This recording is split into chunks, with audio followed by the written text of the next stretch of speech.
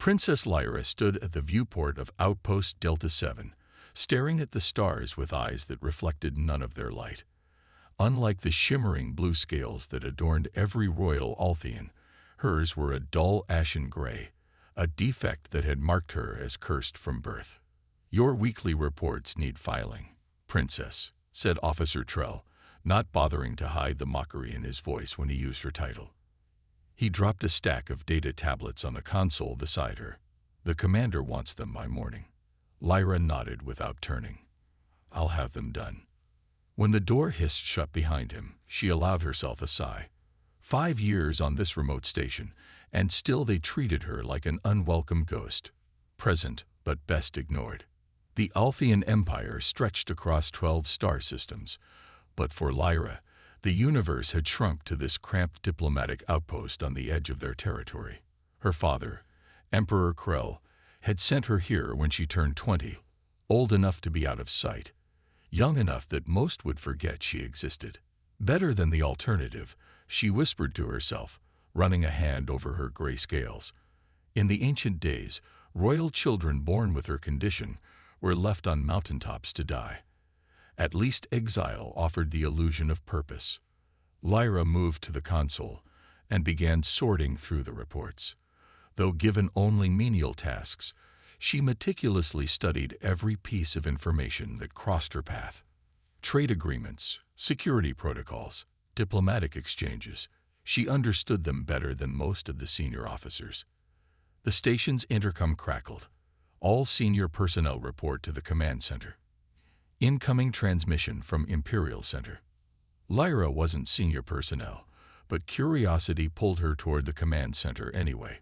She slipped in quietly, positioning herself in the corner where Commander Vex wouldn't notice her presence.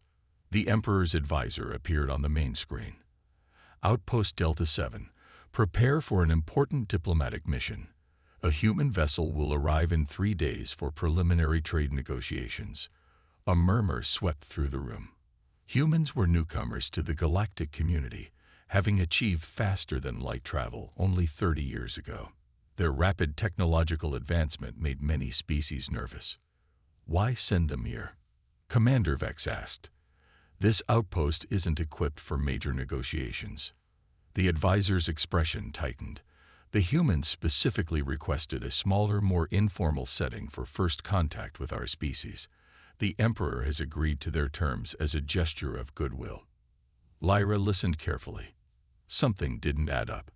Delta 7 was too remote for an important first meeting. Either the humans or her father had another reason for choosing this location. After the briefing ended, the command center buzzed with activity. Officers rushed to prepare, barking orders at subordinates. "Princess," a voice spoke beside her. It was Medical Officer Mira, one of the few who treated her with basic decency. "You understand diplomatic protocol better than anyone here." Lyra blinked in surprise. "I studied it, yes." "Then you should be involved in the preparations." Mira lowered her voice. "Commander Vex won't like it, but we need someone who knows what they're doing." For the first time in months, Lyra felt a flicker of purpose. "What can I do?" "Start by reviewing the cultural briefing on humans. I hear they're very different from us.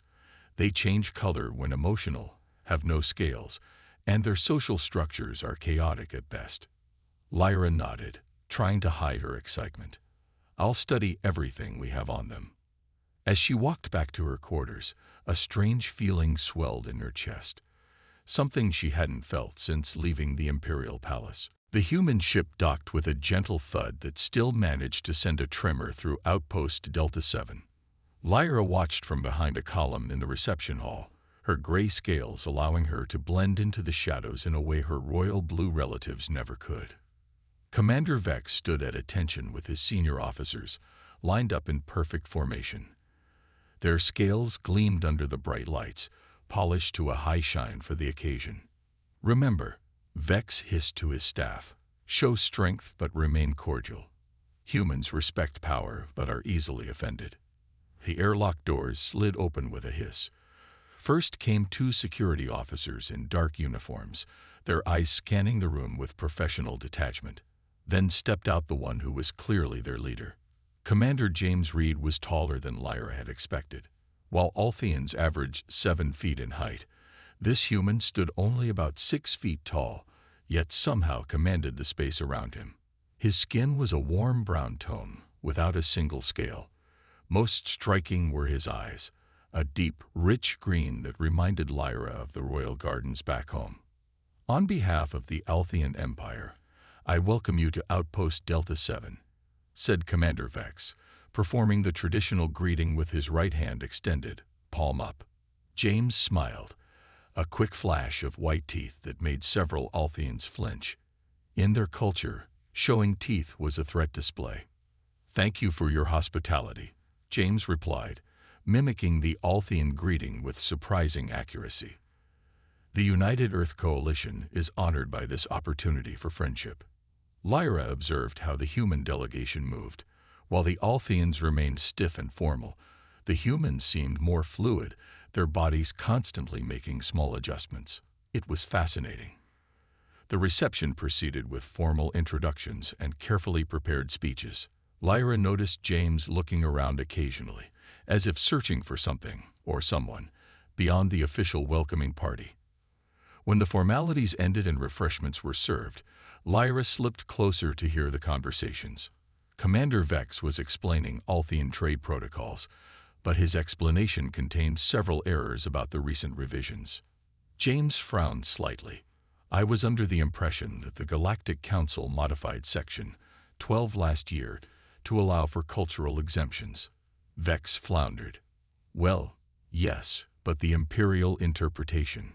The modification allows for any species to declare up to 3 cultural products exempt from standard tariffs." Lyra interjected before she could stop herself. "The Althian Empire has claimed ceremonial metals, royal dyes, and ritual incense as our exemptions." All eyes turned to her. Commander Vex's face darkened with anger, but James Reed looked at her with undisguised interest. "And you are?" he asked directly. Before Vex could intervene, Lyra straightened her shoulders. "Princess Lyra of House Krell, diplomatic attaché to Outpost Delta 7. James' eyebrows rose slightly. "A princess. I wasn't informed there was royal representation here." "Princess Lyra serves in an administrative capacity only," Vex cut in sharply. "Her knowledge of protocols is theoretical at best." But James was already moving toward her, ignoring Vex. "Your understanding seems anything but theoretical. Perhaps you could explain more about these exemptions while showing me around the station." Vex sputtered. "Commander Reed, I've arranged for Officer Trell to give your tour." "I'd prefer Princess Lyra," James said firmly, his green eyes never leaving hers, "if she's willing." For the first time since arriving at Delta 7, Lyra saw the other Althians look at her with something other than disgust or pity. They were confused, unsure how to react to this human who treated her with respect. "I would be honored," she said, feeling a strange warmth spread through her chest as James smiled at her. This time, when he showed his teeth, she didn't flinch at all. "The hydroponics bay is our primary food source," Lyra explained as she guided James through the lush green chamber. "We grow over 50 varieties of plants here, though most are Althian species." James reached out to touch a broad purple leaf. "Earth has nothing like this. The color changes when you touch it. It's responding to your body heat," Lyra said. "Many Althian plants evolved as heat sensors due to our binary star system." 3 days had passed since the humans' arrival, and Lyra had spent most of that time with James. To her surprise, Commander Vex hadn't interfered after his initial objections.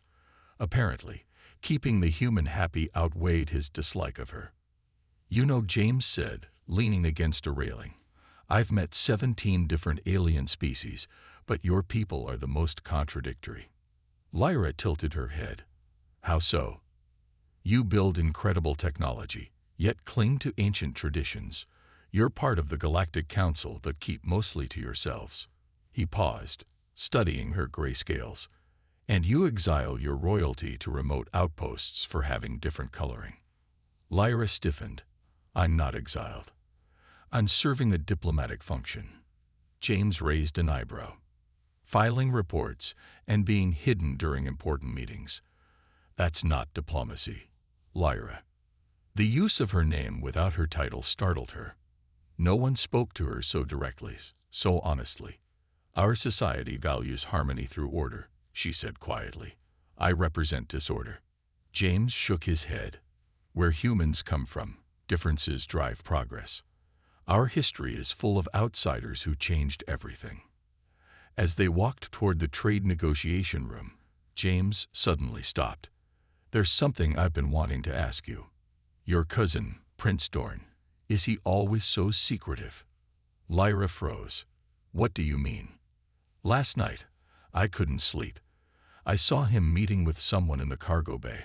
Not Althene, not human. They exchanged something, and Dorn seemed nervous. Alarm bells rang in Lyra's mind.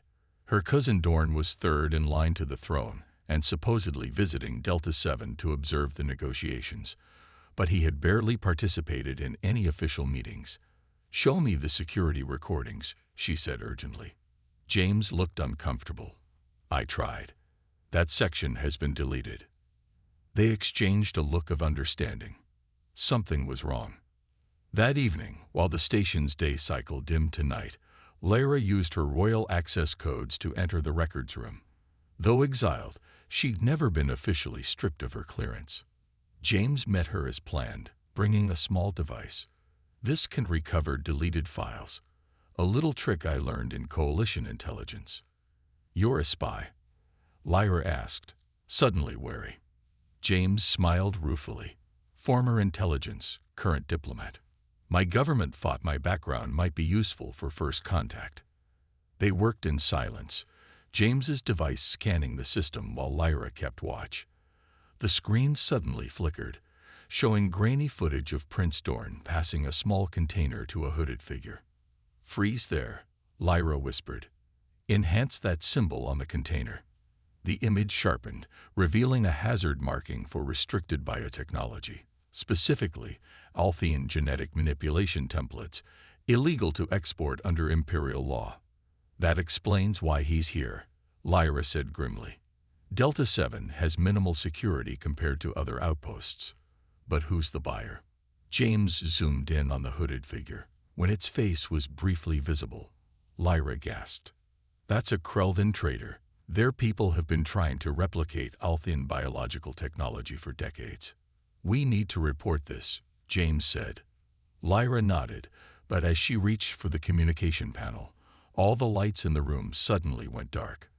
The emergency backup failed to activate. Someone knows we're here, James whispered, pulling her toward the door. A second later, the door slid open, revealing the silhouette of Prince Dorn and the unmistakable shape of a pulse weapon in his hand. Cousin, Prince Dorn said softly, his royal blue scales gleaming even in the dim emergency lights. I'm disappointed. You finally had a chance to be useful to the Empire, and instead you choose to meddle. Lyra stepped forward, placing herself between James and her cousin.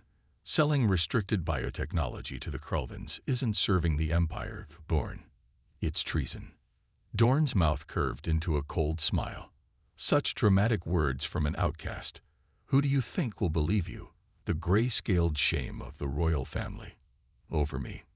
James moved beside Lyra. The evidence speaks for itself. The Galactic Council takes bioweapon proliferation very seriously. Evidence.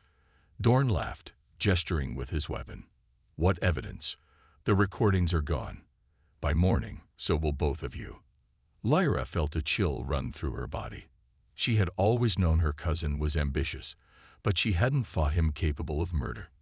The trade negotiations, she began, will proceed without incident, Dorn interrupted.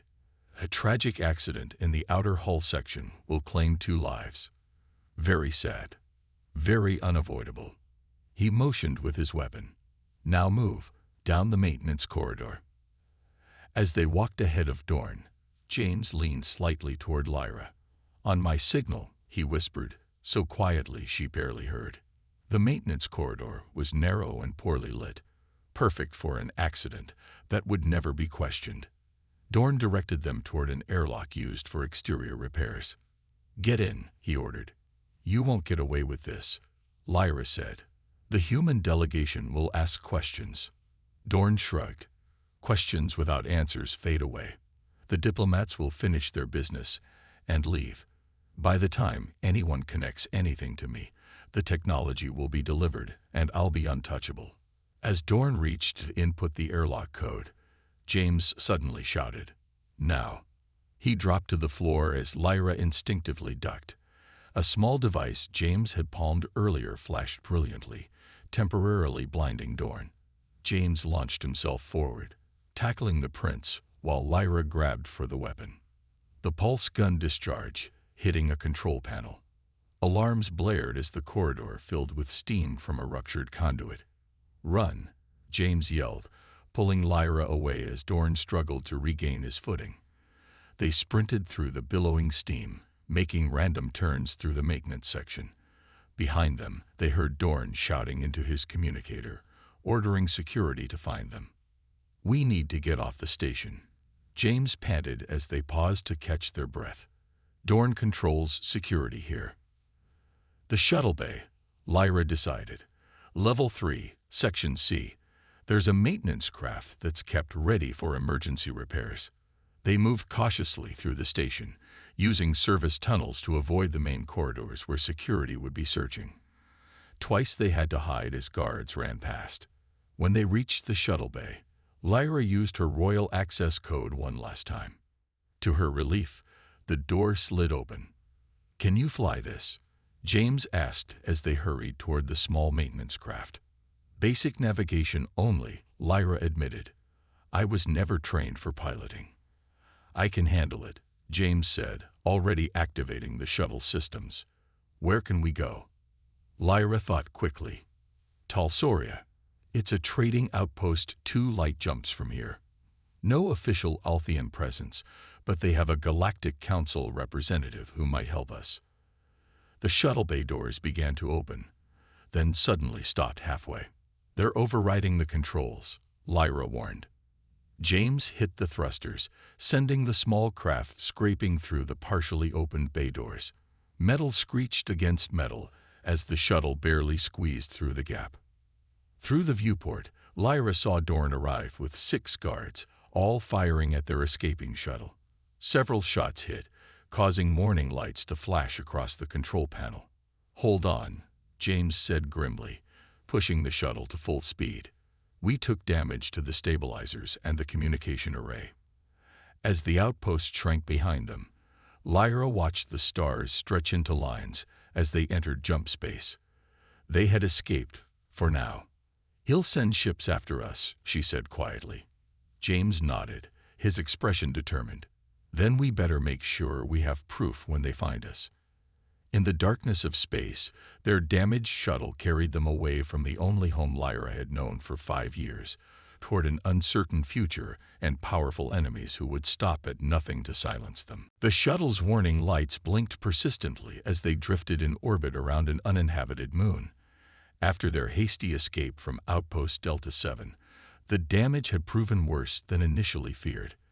The jump drive had burned out completely after their second jump, leaving them stranded. "Can you fix it?" Lyra asked, watching James work underneath the control panel. He emerged, wiping grease from his hands onto his uniform. "Not without replacement parts. I've managed to restore partial power to life support and the cloaking system, but we're not going anywhere." 3 days had passed since their escape. 3 days of rationing emergency supplies and taking turns watching the scanner for pursuit ships. 3 days of growing closer through shared danger. "At least they haven't found us yet," Lyra said, looking out at the barren, cratered surface below. "This moon has high mineral content. It might be masking our energy signature." James sat beside her at the viewport. "We can't hide forever. Sooner or later, we'll need to make contact with someone who can help us reach the Galactic Council." Lyra's shoulders slumped. "Who would believe us? Dorn is a prince of the royal bloodline. I'm just..." She gestured at her gray scales. "You're a princess," James said firmly. And more importantly, you're right. A comfortable silence fell between them. Over the past days, they had shared stories of their lives. James speaking of Earth and his home in a place called Colorado. Lyra describing the royal gardens where she had played as a child before her exile. Why did you choose diplomatic service? Lyra asked suddenly. You mentioned you were in intelligence. James smiled faintly. I wanted to build bridges instead of monitoring them for weaknesses. What about you? If you hadn't been sent to Delta 7, what would you have chosen? The question startled her. No one had ever asked what she wanted. I would have studied xenobiology, she admitted. I've always been fascinated by how different species evolve similar traits across the galaxy. James watched her face as she spoke, his green eyes intent. You light up when you talk about it. Lyra felt a strange warmth in her chest. Among Altheans, finding a mate was a serious, formal process involving genetic compatibility tests and family negotiations. But she had known since childhood that no Althean would ever bond with her. Her defect was considered potentially hereditary. In my culture, she said carefully, those with gray scales are never chosen as mates. It's believed we bring misfortune. James frowned. That's ridiculous. Your scales are beautiful, like starlight. Before she could respond, the shuttle's alarm blared. The scanner had detected an approaching ship. Imperial cruiser. Lyra confirmed, checking the readings. They found us. James activated the shuttle's damaged cloaking system. It won't hide us completely, but it might buy us some time. The cruiser moved into orbit, clearly searching methodically. On the communications channel, they heard Prince Dorn's voice ordering teams to scan the moon's surface. They'll find us within the hour, James said grimly. Lyra's mind raced through options. Wait, there might be a way. Althean law has one protection even Dorn can't override. What is it? The sacred bond. When Altheans choose a mate, the pair enters a bond that's protected by our most ancient laws. Not even the Emperor can interfere with a bonded pair. James's eyes widened with understanding. Would it work with a human? I don't know. It's never been done. She hesitated, but it would need to be registered immediately to have legal standing. A scanner showed the Imperial cruiser moving closer. Time was running out. James took her hands, his expression serious. Lyra of House Krell, I asked to be your mate. The formal words, spoken in the traditional way, sent a shock through her system. Even knowing it was a strategic move, her heart raced. You don't understand what you're offering, she whispered. The bond is permanent in our culture. James didn't look away. I understand enough. I choose you, gray scales and all. As the Imperial cruiser locked a tractor beam onto their shuttle, Lyra made her decision. I accept your offer, James Reed of Earth, she said, completing the ritual words as the shuttle began to shudder under the tractor beam's pull. Outside, Prince Dorn was about to learn that his prey had found an ancient protection he never anticipated. The Imperial cruiser's docking bay was filled with armed guards when the shuttle's door finally opened. Prince Dorn stood at the front, his royal blue scales gleaming under the harsh lights, a triumphant smile on his face. Cousin, he said coldly to Lyra, your little adventure ends here. Lyra stepped out first, her gray scales catching the light as she stood tall. James followed close behind her. Prince Dorn, she said formally, her voice carrying across the bay. I present to you James Reed of Earth, my chosen mate by sacred bond. A murmur rippled through the guards. Dorn's smile faltered for just a moment. A pathetic trick, he scoffed. The sacred bond doesn't apply to aliens. An older Althean officer stepped forward. My prince, if they have spoken the ritual words, we must verify the claim before taking any action. Dorn's face darkened. Commander Lax, I gave you an order to arrest them for treason. And I serve the law of the Empire first, Commander Lax replied steadily. The sacred bond predates even the Emperor's authority. If their claim is valid, we must honor it. James stood beside Lyra, shoulders back, meeting Dorn's furious gaze without flinching. The bond was made. I chose Princess Lyra freely, and with full understanding of what it means. Commander Lax nodded. Then it must be verified by the Temple of Bonds on the homeworld. This is absurd, Dorn hissed. They're traitors carrying false accusations against a prince of the blood. Then you have nothing to fear from proper procedure, Commander Lax replied calmly. He turned to Lyra. Princess, you and your mate will remain under guard until we reach Althea Prime. If the bond is verified, you may present your accusations through formal channels. As they were escorted to quarters rather than the brig, Lyra felt a glimmer of hope. The ancient laws were working. 3 days later, the Imperial cruiser arrived at Althea Prime. The gleaming blue-white planet had been Lyra's home for the first 20 years of her life, before her exile. Seeing it again filled her with both longing and dread. The Temple of Bonds was an ancient structure of polished stone, predating even the space age of Althean civilization. Inside, High Priest Vorn performed the verification ritual, placing his hands first on Lyra's forehead, then on James. The human's biology is different, he said after a long silence. But the spiritual connection is unmistakable. The bond is true. He looked at James with open curiosity. This is unprecedented.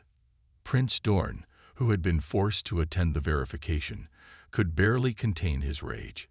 Even if their bizarre mating is legitimate, it doesn't erase their crimes. They have accused a prince of treason without evidence. James stepped forward. We have evidence. He reached into his pocket and pulled out a small data chip. Everything we found was copied here before we fled. The recordings, the transaction logs, the genetic material identification. Commander Lax took the chip, his expression grave. This must be reviewed by the Imperial Council immediately.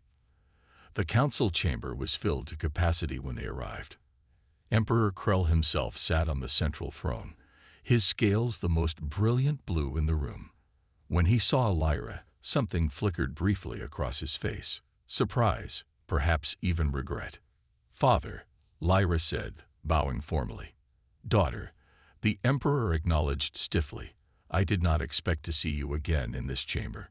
Before more could be said, Prince Dorn lunged forward. This is all a deception. The Outcast and her alien pet are trying to undermine the royal family. In one swift motion, he drew a concealed weapon and aimed at Lyra. James moved faster than anyone expected, tackling Dorn to the ground. The weapon discharged, hitting the ceiling as guards rushed forward. The council watched in shock as the human subdued the prince with efficient, practiced movements that spoke of military training. Is this the behavior of an innocent man? Commander Lax asked the silent chamber, holding up the data chip, or of someone desperate to hide the truth. Emperor Krell's expression hardened as he looked at his nephew struggling in the guard's grip. The council will review all evidence immediately. Prince Dorn will remain in custody until this matter is resolved.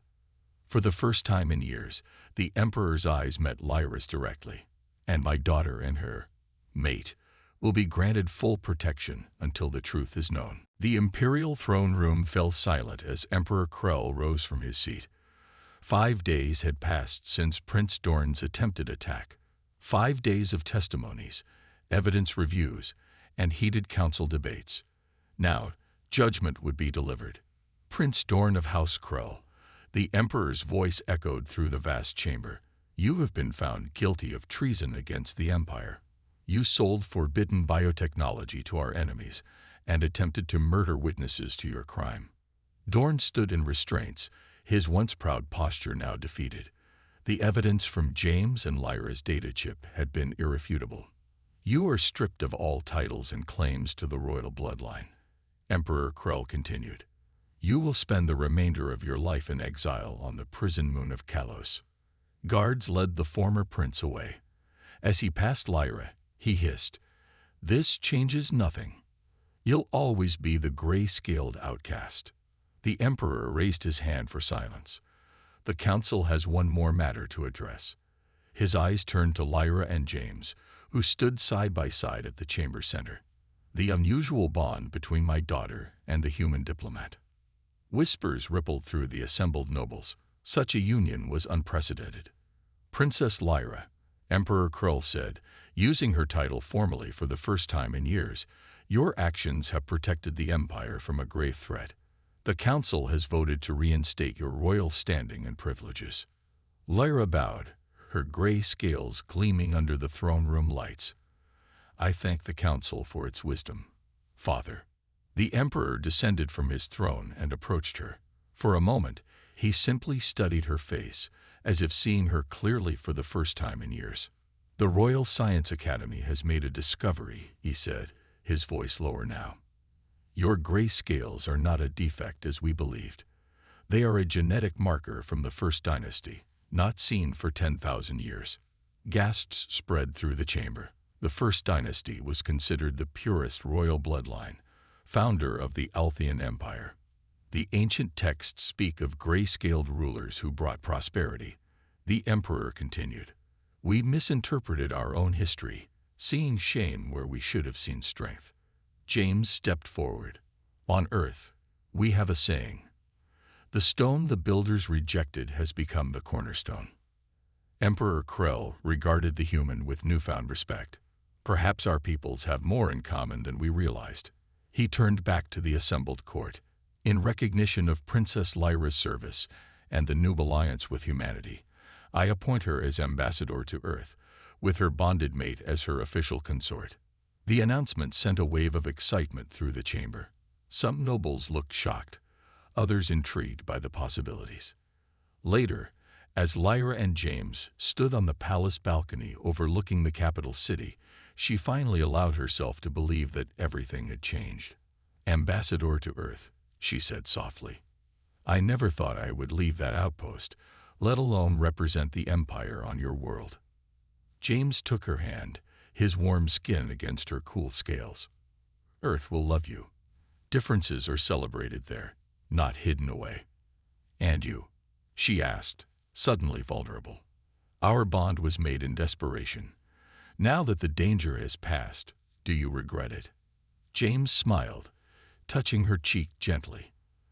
The circumstances were rushed, but my choice wasn't. I meant what I said about your scales being beautiful like starlight. Below them, the city lights began to shimmer as evening fell, mirroring the stars appearing above. We'll change things, Lyra said with quiet determination. Not just for Althians and humans, but for anyone who's ever been cast aside for being different. James nodded. One step at a time. Starting tomorrow, when we board the Earth diplomatic vessel. As the twin moons of Althea rose in the night sky, the outcast princess and her human mate stood together at the threshold of something entirely new. Their unusual bond, once a desperate gambit for survival, had become the foundation for a bridge between worlds. The Empire would never be the same again, and neither would they.